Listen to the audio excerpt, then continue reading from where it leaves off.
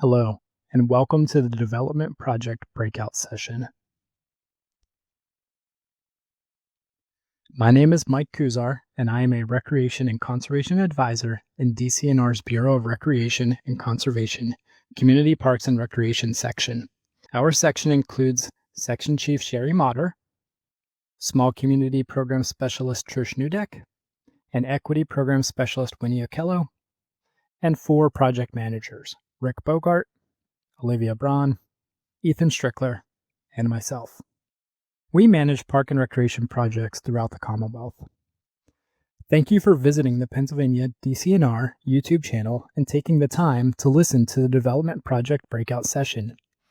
We hope this recording is informative for you and helps you develop a competitive grant application.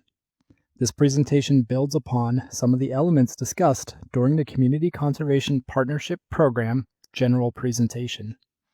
We will provide you with more detailed information on how to develop a great project and prepare a competitive grant application. We want you to feel confident in developing a grant application that leads to a project that enhances your community park. Community Park and Recreation Development Grant Program projects focus on the development of a completely new park or recreation facility, the further development of an existing park, or the rehabilitation of an existing park site or facility in your park. Separate breakout sessions are offered for park planning, trails, rivers, land acquisition, and partnership grant project applications. Please double check that the park development breakout session is best suited for your project.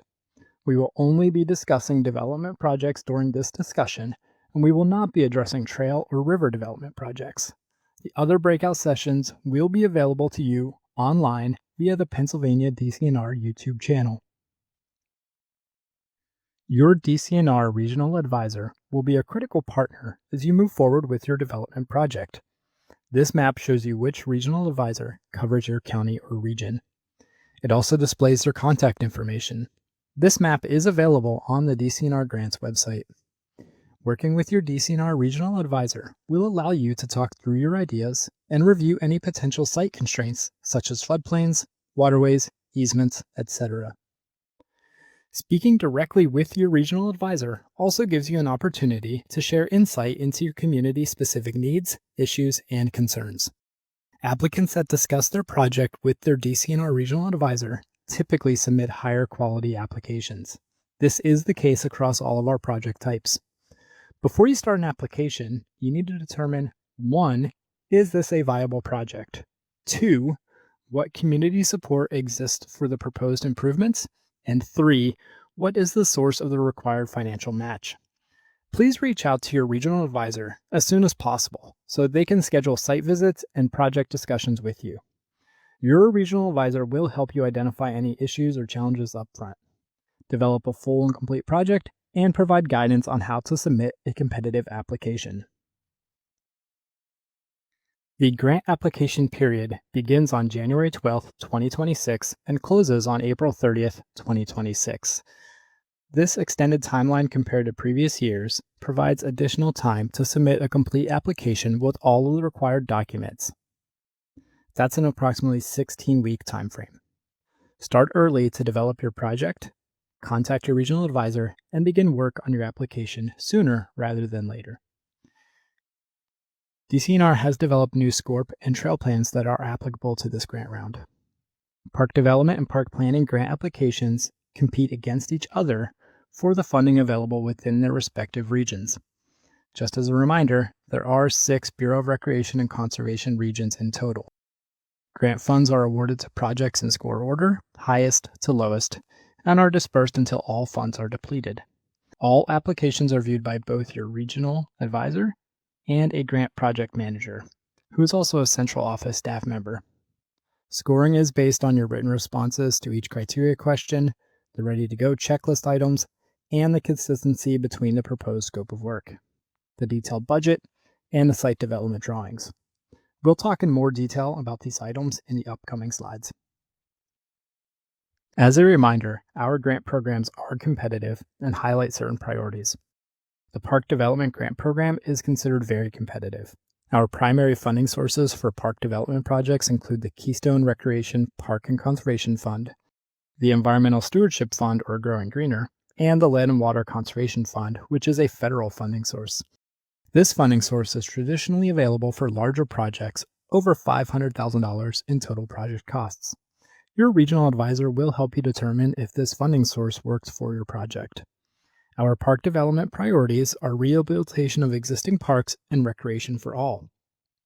Recreation for all includes improving physical access, such as proximity and transportation to ADA-compliant facilities, building close-to-home recreation opportunities that serve all segments of the local population, promoting cultural and language access through relevant programming, and fostering intergenerational opportunities. Recreation for All also supports parks with underserved populations and promotes practices and programming that are relevant to the community, engaging and considering the following: race and ethnicity, gender and gender identity, sexual orientation, age, military status, nationality and citizenship status, physical ability, cognitive ability, religious affiliation, socioeconomic status, and those facing trauma and addiction. Our park rehabilitation and development projects typically involve more complex and larger scale improvements. Eligible applicants are municipalities, counties, authorities, councils of government, conservation districts, school districts, and 501c3 nonprofits. Eligible projects are the construction, installation, and/or renovation of recreation and conservation facilities that must be open to the public. Park rehabilitation projects are within an existing park and seek to improve the amenities or update them to meet the community's needs. Park development projects are projects that develop a new park site or a new phase of an existing park. To reiterate, the funding priorities for this program are rehabilitation of existing parks and recreation for all. Grant awards range anywhere from $100,000 to $250,000. The match requirements for these projects is dollar for dollar. For example, a $250,000 grant award will require a $250,000 match requirement. The Small Community Grant Program is limited to municipalities only. The municipal applicant must have a population of 5,000 or less. Typically, these projects are much smaller in scale, such as a small playground installation or a single pavilion, and on properties that are less than 5 acres. As with all of our projects, these sites must be open to the public. Similar to park rehabilitation development projects, the funding priorities for small community projects are rehabilitation of existing parks and recreation for all. Unlike the Park Rehabilitation Development Program, small community development project applications are scored and ranked statewide, not regionally. In recent years, the Small Community Program has experienced several changes. DCNR has worked to accommodate a larger range for an applicant's request in order to help smaller communities cover the increasing costs of a park rehabilitation and development project.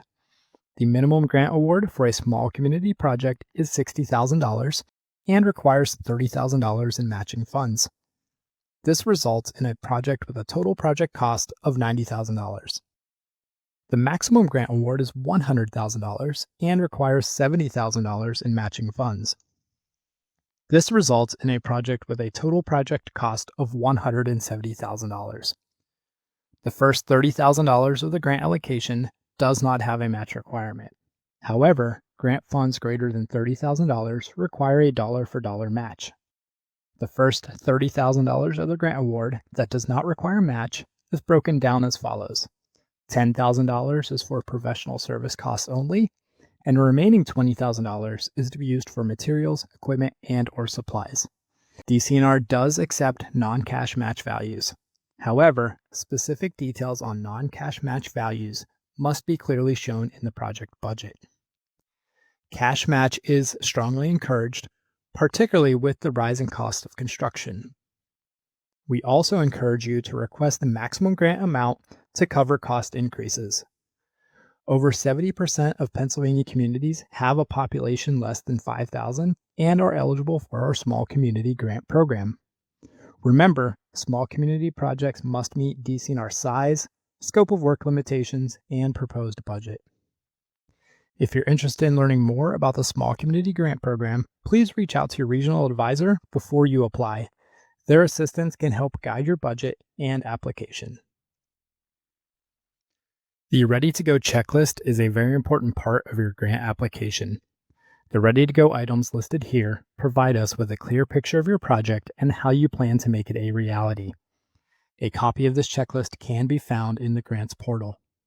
We will review each of these items in greater detail. The more detailed the information you can provide with the application, the better. Applications that lack any of the Ready to Go items are deemed not ready to go and will not be considered for funding. Pre-planning and preparation for your grant application is essential to be competitive. The grant application process requires engagement with your community, public officials, public support, and a general consensus on community needs and desires. It also necessitates that you have secured the required match. The first ready-to-go item in the list reminds the applicant that they must own or control the project site proposed for a development project. If the grantee leases the property, the lease must be established for at least 25 years, which is considered the useful life of most DCNR installed and developed park facilities. Additionally, there may not be any reversionary clauses or termination agreements within a lease that may turn over the control of the property to a third party. At the time of application, a copy of any leases must be provided. At a minimum, you must supply a draft lease agreement for review and consideration. It will be reviewed by DCNR, and you must be willing to make changes as necessary to meet DCNR grant terms and conditions. The proposed project scope of work, budget, and site development drawing must be closely connected as you build your grant application. We'll be discussing each of these ready-to-go items in greater detail in subsequent slides. We will continue to emphasize the importance of maintaining consistency between these items. DCNR grant funds are generated from statewide funding sources. Therefore, all park facilities developed using these funds must be open to the public. The last ready-to-go item in the list, the term secured match, represents when the applicant has their match source ready to be used for the project. The source of that match can be cash budgeted into the municipal budget or from another eligible grant source. Non-cash match can also be used. Please see the Frequently Asked Questions document referenced on the screen for more information and answers to frequently asked questions about eligible cash and non-cash match sources for our projects. The Frequently Asked Questions document can be found at the following website address on the slide.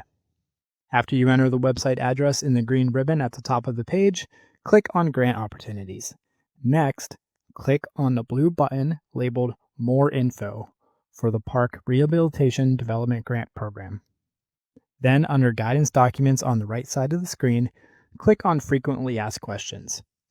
With the acceptance of DCNR funds comes the expectation to follow our processes and procedures.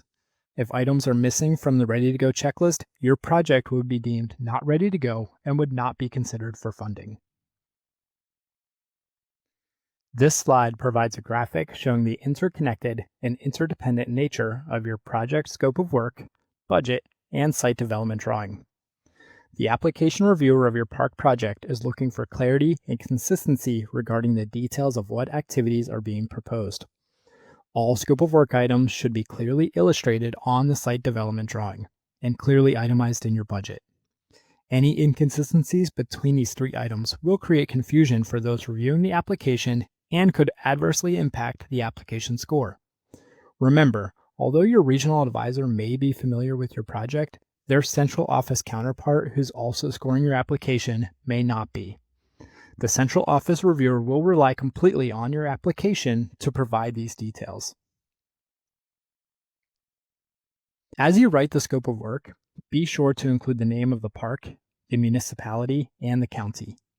You will need to identify exactly what you'll be constructing as a part of the project.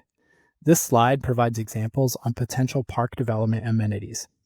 Be specific with terms such as ADA accessible walkways, ADA parking, pavilions, benches, etc. All amenities proposed should result in the improvement of a specific location within your park. Do not include work elements that are not in alignment with the project's scope of work, budget, or site development drawing. In addition, Do not incorporate work elements that have already been constructed prior to your application. Remember, the project must create a complete and functional project area. It should concentrate on one specific location within your park. We do not recommend proposing disconnected park elements scattered throughout a site. Please note that pool or water-related amenities and indoor recreation facilities require a feasibility study and/or structural assessment prior to applying for a rehabilitation or development grant project. Next is the detailed budget slide.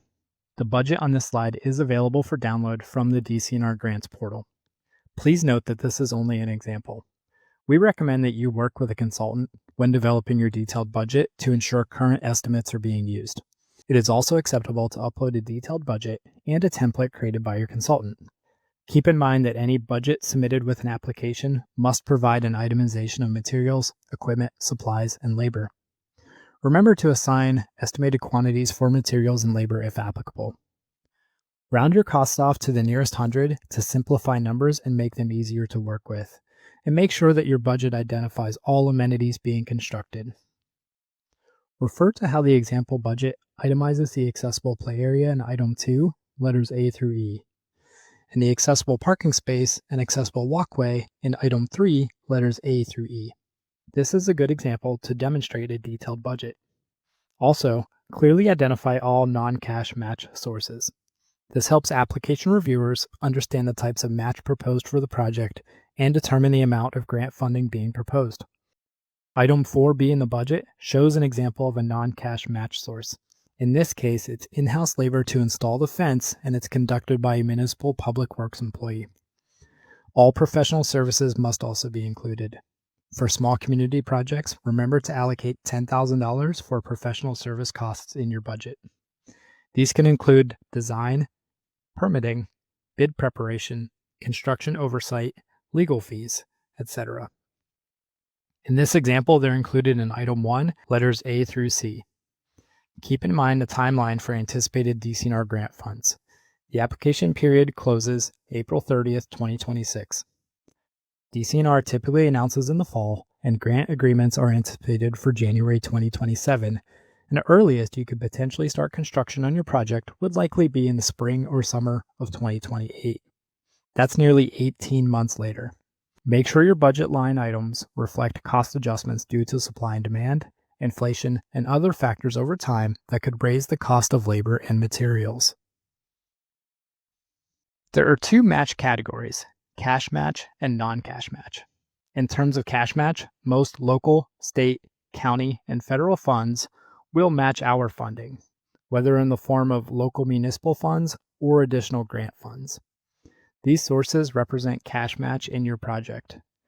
There are two major cash cost categories for DCNR grant projects, professional services and construction costs. Professional service costs are costs incurred for survey work, design consultants, and solicitor or attorney fees. Construction costs are costs incurred for the materials, equipment, and labor to physically develop the site. Examples include stone, asphalt, playground equipment, safety surfacing, signage, labor costs, and more. Non-cash match sources can also represent eligible match for our projects. Non-cash match for our projects can be in the form of in-house services and/or labor, equipment use, or donated goods and services, including volunteer labor. Applicants that wish to utilize non-cash match sources must remember to carefully craft their project budgets to ensure additional funding shortfalls for hard cash costs. Design services, construction costs, etc., are covered by cash. All match values, cash or non-cash, are depending on the specific source, subject to competitive public bidding requirements. Cooperative purchasing programs and PA prevailing wages or Davis-Bacon wage rates. Please reference our FAQ document or contact your regional advisor for further guidance on specific questions relating to match. Remember, the application submission should be accompanied by a formal cash and/or non-cash match commitment letter. In addition, the amount of cash match and the source must be provided in the application. Please refer to the main DCNR grant presentation for more information. The Park Site Development Drawing Checklist can be downloaded from the DCNR Grants Customer Service Portal. A professionally completed site development drawing is critical to the success of your project application. The site development drawing submitted as part of your grant application requires preparation by a licensed design professional. An important distinction: the application site development drawing does not need to be sealed by a licensed design professional. The drawing must include all the items outlined in both the written scope of work and the detailed budget. It is essential that we understand the project site location and placement of amenities to evaluate whether the proposed project is feasible, reasonable, and within the parameters of our grant program. We need to see both existing site conditions and proposed site features to be funded with the grant. Show the entire park boundary so we can understand how your project would fit into the larger park site. Showing only the limit of disturbance on the site development plan will not provide a clear picture of your project to those reviewing the application. Please bear in mind, aerial images from websites such as Google Earth, Google Maps, or MapQuest will not be accepted. This sample drawing on the slide clearly identifies the amenities included in the scope of work.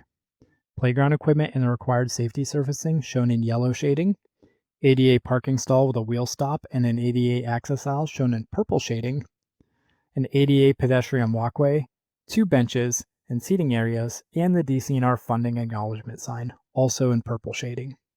It also shows the meets and bounds or property line descriptions of the entire park site in the bottom right of the screen.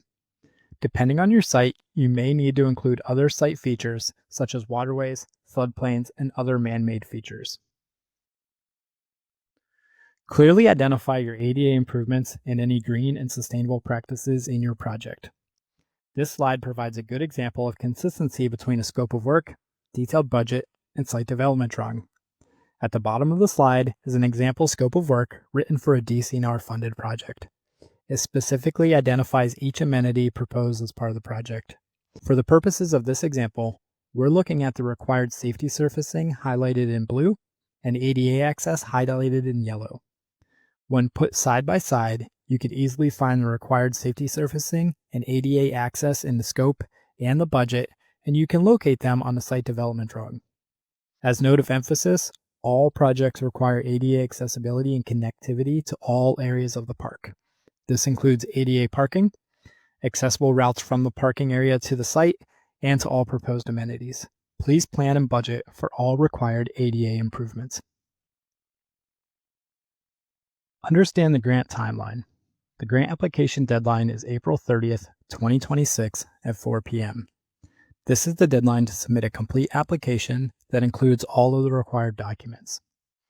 It will take 6 to 9 months before grant recipients are announced, and then several more months until grant agreements are finalized. Realistically, a project start date will likely be at least a full year after the application was submitted. Start your application now. You need time to pull the required information together for the application. Now is the perfect time to begin reaching out to your regional advisor, working on developing your project, and preparing your application. Please do not delay or submit a last-minute application. Proper preparation and planning result in a more competitive application for our limited grant funds. As we approach the end of the presentation, we want to reiterate some tips for success. Contact your regional advisor as soon as possible to discuss your project and develop a simple and realistic scope of work that has recreation value. Start on your resolution and site development drawing early. Engage with a professional design consultant to help you develop your detailed budget and site development drawing. Remember, ADA access throughout the project is required. If you need additional guidance on how to answer the criteria questions, please review the general session presentation and use the help text within the grant application. Refer to page 7 of the Frequently Asked Questions document for additional information about the 2010 ADA standards for accessible design. Consider providing a few color photographs or even a video of the project site with your application. These could help give DCNR application reviewers a better understanding of the needs of the proposed project. While photos or videos alone are not enough to satisfy your application requirements, they can be used to support your application.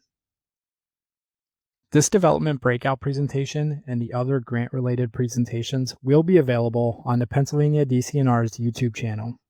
We encourage you to revisit these presentations as you start your application. Should your organization be the recipient of a future DCNR grant award, please keep in mind that with the acceptance of DCNR funds comes the requirement to follow our competitive processes and procedures. The award of a grant does not necessarily mean that all proposed amenities are eligible for DCNR grant funds. Please be prepared for additional information requests about your project.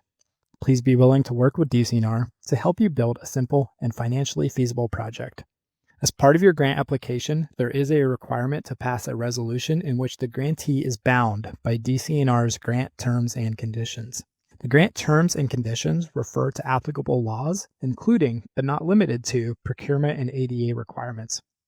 We strongly encourage you to review both the resolution page and the grant application and DCNR's grant terms and conditions, specifically Article 3, compliance with applicable statutes, regulations, and other requirements. These two documents are linked in our Frequently Asked Questions document.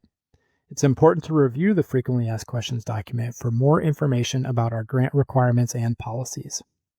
Remember, when accessing the DCNR Grant Opportunities page, both Park Rehabilitation and Development and Small Community Grant applications must be accessed and submitted through the Park Rehabilitation and Development Grant Program. Make sure to review the grant program timeline from application to post-award to understand when announcements are made and earliest that a project could begin. Get a head start on your grant application now, and remember to reach out to your DCNR Regional Advisor for guidance. This slide again shows the contact information for your Regional Advisor. Thank you, and wish you best of luck in preparing your grant application.